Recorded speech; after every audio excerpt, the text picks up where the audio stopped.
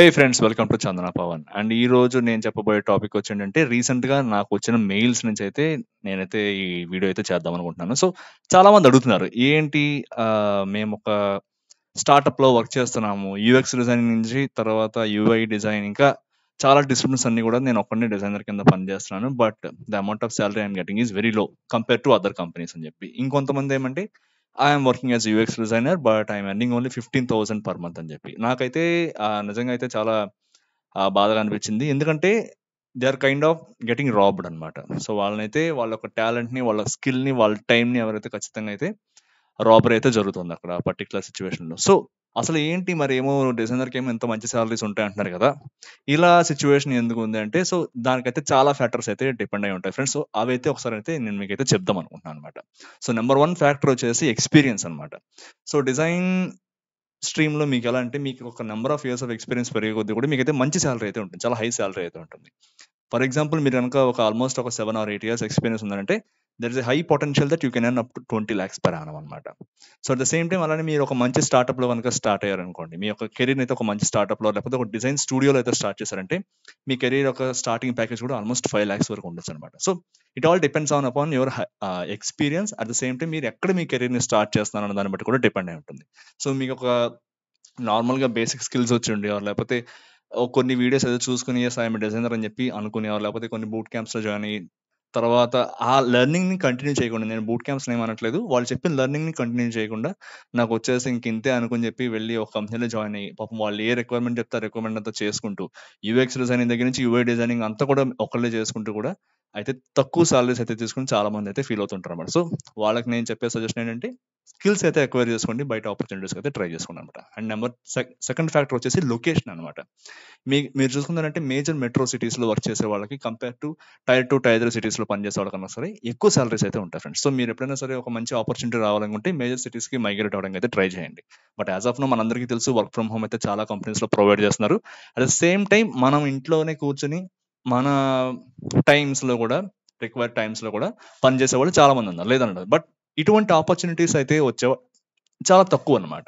So చాలా companies ఉంటాయి. ఏమంటే ఇప్పుడు మీరు చూస్తున్నారు, చాలా కంపెనీస్ అన్ని కూడా ఆల్మోస్ట్ హైబ్రిడ్ వర్క్ అయితే ప్రిఫర్ చేస్తున్నాయి. సో ఒక 3 డేస్ అయితే మీరు ఇంటికి ఆఫీస్కి వెళ్ళి పని చేయాలి, 2 డేస్ అయితే ఇంటి దగ్గర నుంచి పని చేయాలన్నమాట. But there are rare cases అనమాట. ఖచ్చితంగా ఏమంటే ఈ ప్రాజెక్ట్స్ లో మీకైతే వాళ్ళు ఇంటి నుంచి అయితే పని చేయడానికి అయితే అవకాశం ఉంటుంది. So I know some designers like who work on UX US projects మీద పనిచేస్తుంటారు. సో వాళ్ళు కంప్లీట్ గా రిమోట్ చేస్తారన్నమాట. నాకు తెలిసి వాళ్ళ కెరీర్ స్టార్టింగ్ నుంచి ఇంతవరకు వాళ్ళైతే ఆల్మోస్ట్ అసలు ఆఫీస్ మొహమే చూడలేదు. సో వాళ్ళు ఎంతసేపు కూడా ఇంట్లో నుంచి వర్క్ చేస్తారు. మొత్తం ఏ కంపెనీ మారినా సరే అటువంటి రిమోట్ ఆపర్చునిటీని ప్రొవైడ్ చేసే కంపెనీస్ ని చూస్ చేసుకుంటారు, ఆ కంపెనీస్ లోకి స్విచ్ అవుతూ ఉంటారు అన్నమాట. సో వాళ్ళ యొక్క కంప్లీట్ రిమోట్ వర్క్ సెటప్ అంతా కూడా కంపెనీ అయితే రీఎంబర్స్ చేస్తుంది అన్నమాట. So anyway they are getting benefit అనమాట. సో ఇటువంటి కంపెనీస్ అయితే ట్రై చేయండి, ఎందుకంటే చాలా కష్టం. At the same time competition కూడా చాలా హైగా ఉంటుంది అలాంటి కంపెనీస్ కి. సో బట్ నేను చెప్పే సలహా ఏమంటే, ప్రెజెంట్ ఉన్న కాంపిటీషన్ దృష్ట్యా మీరు చూసుకున్నారంటే ఒక మేజర్ సిటీకి అయితే మైగ్రేట్ అయ్యి అక్కడైతే ట్రై చేసుకుంటే మంచి ఆపర్చునిటీస్ అయితే వస్తాయి అనమాట. నెక్స్ట్ ఇండస్ట్రీ గురించి చాలా మందికి తక్కువ తెలుసు. అంటే ఏ టైప్ ఆఫ్ ఇండస్ట్రీలో వర్క్ చేస్తే యూఎక్స్ డిజైనర్ గా మనకి ఎక్కువ సాలరీ వస్తుందని చెప్పి. సో నేను చెప్పేది ఏమంటే, నా అబ్జర్వేషన్ లో బ్యాంకింగ్ అండ్ ఫైనాన్స్, తర్వాత టెక్ మరియు తర్వాత హాస్పిటాలిటీ సారీ హాస్పిటాలిటీ, ఈ 3 ఇండస్ట్రీస్ లో పనిచేసే వాళ్ళకైతే యూఎక్స్ డిజైనర్ గా చాలా సాలరీస్ అయితే వాళ్ళైతే ఎక్స్పెక్ట్ చేస్తారు friends, compare to other industries అనమాట. వీటికి ఎందుకంటే ప్రస్తుతం ట్రెండ్ అయితే అలా నడుస్తుంది అనమాట. సో ఎందుకంటే బ్యాంకింగ్ అండ్ ఫైనాన్స్ మీద చాలా అప్లికేషన్స్ అయితే వస్తున్నాయి. అలాగే టెక్ రిలేటెడ్ గా అయితే ఫ్యూచర్ అడ్వాన్స్మెంట్స్ మనందరికీ తెలుసు కదా, ఏఐ మీద అయితే చాలా అప్లికేషన్స్ అయితే వస్తున్నాయి. సో ఎవరైతే వీటి మీద ఎక్కువ ఫోకస్ చేస్తారో, ఈ ఇండస్ట్రీ స్పెసిఫిక్ గా నాలెడ్జ్ కనుక మీకు ఐడియా ఉందంటే, సో వాళ్ళకైతే చాలా మంచి ఆపర్చునిటీస్ అయితే ఉన్నాయి. At the same time e commerce కూడా అంటారు. బట్ ఈ కామర్స్ అంటే ఆల్మోస్ట్ ఆల్ నాకు తెలిసినంత వరకు ఒక సాచురేట్ అయిపోయింది, ఒక ఫ్లో అనేది. ఎందుకంటే ప్రతి ఈ కామర్స్ వెబ్సైట్ తీసుకున్నా సరే ఆల్మోస్ట్ మీకు ఫ్లో అంతా ఫస్ట్ నుంచి చివరి వరకు ఒకలానే ఉంటుంది. ఒక వర్కింగ్ ఫ్లో అంతా, అంటే మీరు ఒక ప్రోడక్ట్ ని చూస్ చేసుకోవడం, తర్వాత దాన్ని ఒక కార్ట్ కి యాడ్ చేయడం, లేకపోతే మల్టిపుల్ ప్రొడక్ట్స్ యాడ్ చేయడము, ఈ విధంగా ఈ ఫ్లో అనేది స్ట్రీమ్ లైన్ అయితే అయిపోయి సాచురేషన్ అయితే వచ్చింది అనమాట. సో ఆల్మోస్ట్ ఆల్ అన్ని ఇండస్ట్రీస్ లో లేకపోతే ఏ మేజర్ కంపెనీ చూసుకున్నా ఇదే ఫ్లో ఉంటుంది కాబట్టి సాలరీస్ అయితే కొద్దిగా తక్కువ ఉంటాయి compare to tech and finance అనమాట. సో ఇది ఒక మంచి ఫ్యాక్టర్ అనమాట మీ యొక్క సాలరీని ఇంపాక్ట్ చేయడానికి. At the same time company size and reputation. So company size ఎక్కువ ఉండి ఆ కంపెనీకి చాలా మంచి రెప్యుటేషన్ ఉందంటే మార్కెట్ లో, మీకైతే హై సాలరీస్ అయితే పే చేయడానికి చాలా అవకాశం అయితే ఉంది ఫ్రెండ్స్. ఎందుకంటే మీరు ఎప్పుడు కూడా చూడండి, పెద్ద లార్జ్ స్కేల్ కంపెనీస్ కానీ, లేకపోతే పెద్ద పెద్ద డిజైన్ స్టూడియోస్ కానీ, లేకపోతే మీకు ఇంకా ఇంకా చెప్పాలంటే కొన్ని ఫండ్ మేనేజ్మెంట్ లేకపోతే హెడ్జ్ ఫండ్స్ మేనేజ్ చేసే కంపెనీస్ కొన్ని ఉంటాయి అనమాట. For example to be precise ఎలా చెప్పాలంటే మెకెన్సీ అని కానీ లేకపోతే గోల్డ్‌మ్యాన్ సాక్స్ అని కానీ ఇటువంటి కంపెనీస్ అయితే మనకైతే చాలా సర్వీస్ అయితే ప్రొవైడ్ చేస్తారనమాట. ఐదర్ జేపీ మోర్గాన్ అని చేసి కానీ ఇవన్నీ కూడా. సో ఎందుకంటే వీళ్ళు డైరెక్ట్‌గా పనిచేసేది కొన్ని వీళ్ళ టర్న్ ఓవరే ఆల్మోస్ట్ మనం లెక్క కట్టలేనంత ఉంటుంది. సో వీళ్ళేమంటే డిజైన్‌కి అయితే చాలా ఫోకస్డ్‌గా ఉంటారు. వాళ్ళు రిలీజ్ చేసే ప్రొడక్ట్స్ అన్ని కూడా యూజర్ ఎక్స్‌పీరియన్స్ అయితే హై లెవెల్‌లో ఉండాలని చెప్పి ఎక్స్‌పెక్ట్ చేస్తారన్నమాట. సో వీళ్ళైతే ఖచ్చితంగా డిజైనర్స్‌కి అయితే మంచి సాలరీస్ అయితే రిక్రూట్ చేసుకుంటారు. So aim to get in those companies అన్నమాట. ఎక్కడైతే కంపెనీ రెప్యుటేషన్ చాలా హైగా ఉండి వాళ్ళ దాంట్లో పనిచేసే నెంబర్ ఆఫ్ ఎంప్లాయీస్ కూడా ఎక్కువ ఉంటారు. ఇటువంటి కంపెనీస్ అయితే పనిచేయడానికి అయితే ఎక్కువ ట్రై చేయండి. అండ్ ఆ కంపెనీస్‌లో ఎప్పుడైనా ఓపెన్ పొజిషన్స్ ఉన్నాయంటే వెంటనే అప్లై చేసి వాటి దగ్గర ఇంటర్వ్యూస్‌కి అయితే షెడ్యూల్ చేయడానికి అయితే ట్రై చేయండి. సో మీకు ఒక మంచి కెరీర్ అయితే వాటిలో ఉంటుందన్నమాట. అట్ ద సేమ్ టైమ్ మీ యొక్క స్కిల్ సెట్ అండ్ స్పెషలైజేషన్ అన్నమాట. సో మీ యొక్క స్కిల్ సెట్‌ని అయితే వేరియస్ సపోజ్ మనం ఆల్రెడీ డిస్కస్ చేసుకున్నట్టే యూఎక్స్ డిజైనింగ్ గనుక వచ్చినట్టయితే మీరు యూఐ డిజైనింగ్ మీద ఫోకస్ చేయండి. అలాగే మీరు యూఐ డిజైనర్ అయితే యూఎక్స్ డిజైనింగ్ మీద ఫోకస్ చేయండి. అట్ ద సేమ్ టైమ్ మీకు ఈ 2 వచ్చు. లేదు ఇంకా నాకేం చదువుకోవాల్సిన అవసరం లేదనుకుంటే మీరు మోషన్ డిజైనింగ్ మీద అయితే ఫోకస్ చేయండి. సో మీ యొక్క స్కిల్ సెట్‌ని ఈ విధంగా పెంచుకుంటూ వెళ్లారంటే వైడెన్ చేసుకుంటూ వెళ్లారంటే మీకైతే మీరు ఆ బ్రాకెట్‌లో ఒక కంపెనీ ఉంటుంది. ఒక కంపెనీకి ఏమంటే స్పెసిఫిక్‌గా వాళ్ళకి తెలీదనమాట. వాళ్ళు యూఎక్స్ డిజైనర్ కావాలా? లేకపోతే యూఐ డిజైనర్ కావాలని చెప్పి. సో, వాళ్ళు చాలా బ్లంట్‌గా మాకొక యూఎక్స్ ఆర్ యూఐ డిజైనర్ కావాలని చెప్పేస్తారు. సో, వాళ్ళు ఒక స్కిల్ సెట్ ఇస్తారు. ఆ బ్రాకెట్‌లోకైతే మీకైతే ఎక్కువ స్కిల్స్ ఉంటే ఆ బ్రాకెట్‌లో మీరు కూడా ఇమడగలుగుతారనమాట. సో, మీకెన్ని నంబర్ ఆఫ్ స్కిల్స్ ఉంటే అంత అడ్వాంటేజ్ అనమాట. సో, దాన్ని బేస్ చేసుకొని మీరు నెగోషియేట్ చేయొచ్చు. నాకిన్ని స్కిల్స్‌లో నాకైతే ఎక్స్‌పర్టైజ్ ఉంది. సో నేనైతే ఈ పర్టిక్యులర్ రోల్‌కైతే అప్లై చేద్దాం అనుకుంటున్నాను. ఈ పర్టిక్యులర్ రోల్‌కి నేనే బెస్ట్ ఫిట్ అని చెప్పి అనుకుంటున్నానని చెప్పి మీరైతే మిమ్మల్ని డిఫెండ్ చేసుకోవచ్చు ఇంటర్వ్యూలో. సో, ఇదొక మంచి ఆపర్చునిటీ అవుతుందన్నమాట. స్కిల్స్ మీకున్న టైంని అయితే బాగా యూజ్ చేసుకోండి. వేరే స్కిల్స్ అయితే డెవలప్ చేసుకోవడానికి ట్రై చేయండి. అట్ ద సేమ్ టైమ్ మీ యొక్క ఎడ్యుకేషన్ అండ్ సర్టిఫికేషన్స్ అన్నమాట. సో, సర్టిఫికేషన్స్ అనుకుంటాం. డిజైనింగ్ చేస్తే సర్టిఫికేషన్స్ మస్ట్ అండ్ షుడ్‌గా చేయాలంటే మస్ట్ అండ్ షుడ్‌గా చేయాల్సిన అవసరం లేదు. But they aid to some extent అన్నమాట. సో, ఉంటే మంచిది. అలా అని చెప్పి ఓన్లీ సర్టిఫికేషన్ ఉంటేనే మీకు జాబ్ వచ్చేస్తుందంటే ఖచ్చితంగా అలా కాదు ఫ్రెండ్స్. ఎందుకంటే సర్టిఫికేషన్స్ ఆఫర్ చేసే కంపెనీస్ చాలా ఉన్నాయి.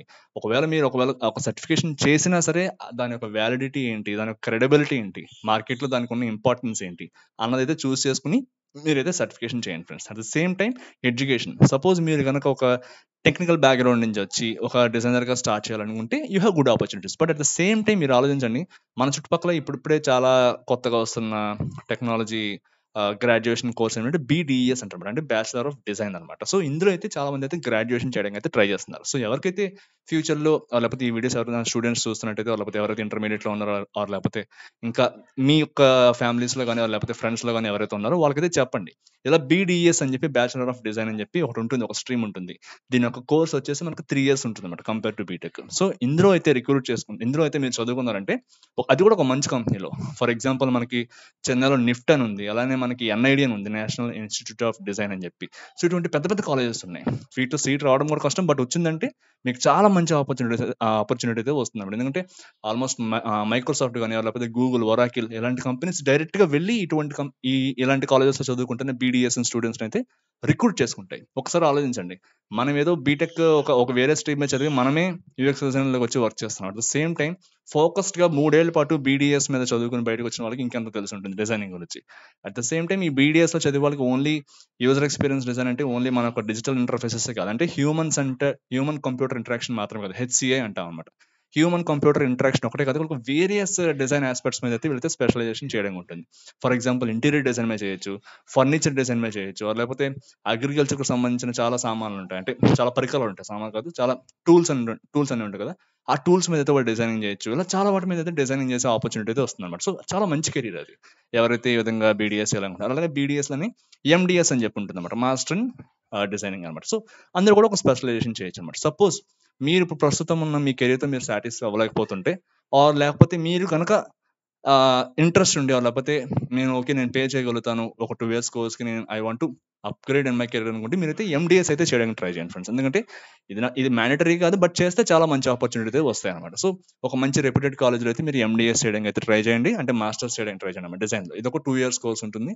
సో ఇది చేసిన వాళ్ళు కూడా చాలా మంచి ఆపర్చునిటీ అయితే వస్తుందన్నమాట. ఎందుకంటే చాలా నేను చెప్పాను కదా! పెద్ద పెద్ద కంపెనీస్ అన్ని కూడా డైరెక్ట్‌గా వెళ్లి వాళ్ళని రిక్రూట్ చేసుకుంటే అండ్ వీళ్ళ సాలరీస్ కూడా చాలా హైగా ఉంటాయి. మనం ఎక్స్‌పెక్ట్ చేయలేనంత హైగా ఉంటాయన్నమాట. ఆల్మోస్ట్ 30 లాక్స్ వరకు కూడా ఉంటాయి. మీరు ఎక్స్‌పెక్ట్ చేయండి ఎంత వరకు ఉంటుందో. అంటే వీళ్ళెంత పే చేస్తారో అటువంటి ఇన్‌స్టిట్యూట్ నుంచి వచ్చిన స్టూడెంట్స్‌కన్నమాట. సో ఇదొక ఫ్యాక్టర్ అన్నమాట. మనల్ని ఇంపాక్ట్ చేసేది. అండ్ ద లాస్ట్ ఫ్యాక్టర్ వచ్చేసి మీ యొక్క నెగోషియేషన్ స్కిల్స్ అనమాట. సో అంతా బాగుంది, మీ టెక్నికల్ స్కిల్స్ అన్ని బాగున్నాయి, మీరు బాగా పర్ఫామ్ చేస్తారు, ఇంటర్వ్యూస్లో అన్ని బాగా పర్ఫామ్ చేస్తారు, ఛాలెంజెస్ ఏమైనా వస్తే అన్ని కంప్లీట్ చేస్తారు. అట్ ద సేమ్ టైం మీ యొక్క కమ్యూనికేషన్ స్కిల్ తర్వాత నెగోషియేషన్ స్కిల్స్ కనుక బాగాలేకపోతే అంతే ఫ్రెండ్స్. సో వాళ్ళు ఎప్పుడు కూడా ఒక రేంజ్ ఫిక్స్ చేసుకుని ఆ రేంజ్ కన్నా తక్కువకే మీకైతే ఆఫర్ ఇవ్వడానికి ట్రై చేస్తుంటారు అనమాట. సో మీరైతే మీ యొక్క నెగోషియేషన్ ని ఇంప్రూవ్ చేసుకుని, లేదు నాకు ఇంతైతే వర్కౌట్ అవుతుంది, ఇంతైతే వర్కౌట్ కాదని చెప్పి మీ వైపు కూడా మీరు ఫామ్ గా నిలబడ్డారంటే ఖచ్చితంగా మీరు అనుకున్న హై సాలరీ అయితే మీకు రావడానికి అయితే అవకాశం ఉందన్నమాట. సో మీ యొక్క నెగోషియేషన్ స్కిల్స్ ని కూడా మీరైతే పెంచుకోవడానికి అయితే ట్రై చేయండి. సో ఇలా వేరియస్ ఫ్యాక్టర్స్ అయితే ఉంటాయి అనమాట. ఒక డిజైనర్ శాలరీ తక్కువ ఉండడానికి, ఒక డిజైనర్ శాలరీ ఎక్కువ ఉండడానికి అయితే చాలా ఫ్యాక్టర్స్ ఉంటాయి. మీరే చాలా మందిని అబ్జర్వ్ చేస్తూ ఉండొచ్చు. సేమ్ లెవెల్ ఆఫ్ ఎక్స్పీరియన్స్ ఉండి లేకపోతే ఒకే టైంలో కెరీర్ స్టార్ట్ చేసి ఒకళ్ళ శాలరీ ఒకలా ఉంటుంది, ఇంకొకళ్ళ శాలరీ చాలా ఎక్కువ ఉంటుంది అనమాట. సో ఎందుకు డిఫరెన్స్ వస్తాయంటే ఇలా చాలా రకాల ఫ్యాక్టర్స్ అయితే ఉంటాయి అనమాట. సో ఇందులో మీరైతే ఏ ఫ్యాక్టర్ ద్వారా ఇంపాక్ట్ అవుతున్నారో అయితే గుర్తించి వెంటనే దాన్ని అయితే రెక్టిఫై చేసుకుని ఒక మంచి పొజిషన్లోకి వెళ్ళడానికి అయితే ట్రై చేయండి. ఐ థింక్ ఈ వీడియో మీకు కొద్దిగానే హెల్ప్ అయిందని అనుకుంటున్నాను. అండ్ మరో వీడియోతో అయితే మళ్ళీ కలుద్దాం. అంతవరకు please take care and please subscribe to Chandana Pavan. Thank you very much. Bye.